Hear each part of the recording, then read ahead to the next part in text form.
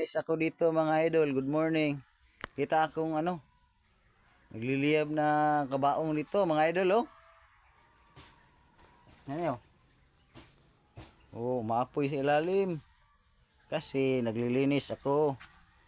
Naglilinis kami ngayon dito. Baka may dinggi.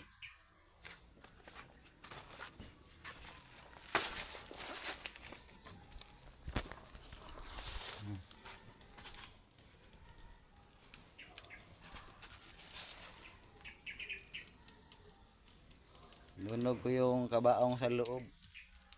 Wala nang patayan mga idol. Maglilinis na lang kami dito. Kasi malapit to sa para lang linggo ngayon. So sinusunog namin yung mga tapos tinatapon namin yung mga lalagyan ng bulak na may tubig. Malapit sa paralan kasi ito. Kaya iwas dinggi tayo, maraming bata. Ayun, walang pasok. Kaya sinusunog namin mga ganyan. Lahat ng mapagtirahan ng mga lamok. Nililinis namin.